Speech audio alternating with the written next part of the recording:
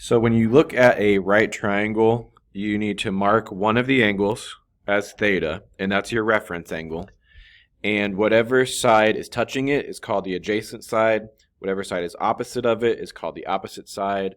And the side that's opposite of your 90, or the longest side of the triangle, is called your hypotenuse. So with that in mind, we use those sides of the triangle to define our 6 trig functions. Our first trig function is sine. So sine of theta is equal to the opposite side, whatever length the opposite side of the triangle is, divided by the hypotenuse, whatever length the hypotenuse is. The cosine of theta is our second one, and that is the length of the adjacent side divided by the length of the hypotenuse. And then tangent is our third one, and that is the opposite side divided by the adjacent. And then there's 3 more that you maybe have heard of or maybe not. There is a cosecant, which we abbreviate as CSC, and that is reciprocal of sine. So that is going to be just the sine fraction upside down. So the hypotenuse side length divided by the opposite's length. Secant is reciprocal of cosine.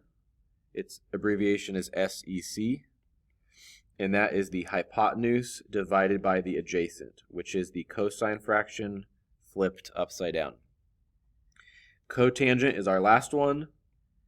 Its abbreviation is COT, and that is reciprocal of tangent, and that is adjacent divided by opposite. So those are the 6 trig functions that we are going to be using when we look at right triangles.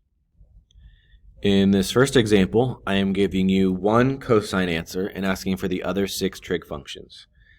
So if we know cosine is 3/4, I'm going to draw a triangle that would match that. So I'm going to draw a right triangle, because you only have trig functions if it's a right triangle.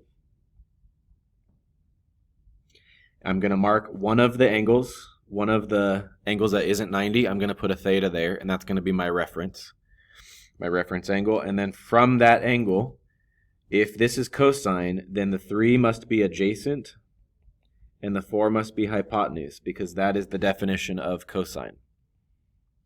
So cosine, I'm going to label my adjacent side, the one touching it, with a 3, and the longest side, the hypotenuse, with a 4.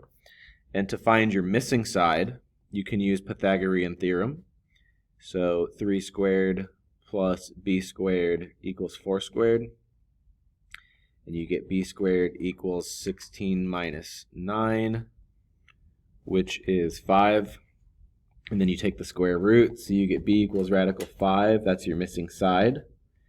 And then from there, now that you have your picture all filled out, then you can find your 6 trig functions. So we're going to find sine, we're going to find cosine and tangent.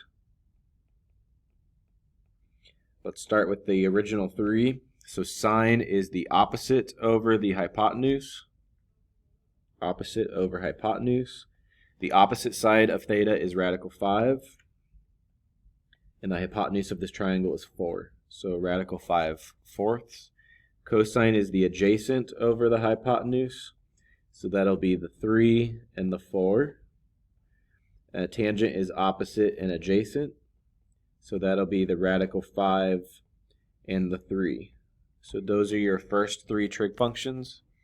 Then once you know those, you can find your reciprocals. So cosecant is reciprocal of sine. So it'll be 4 over radical 5.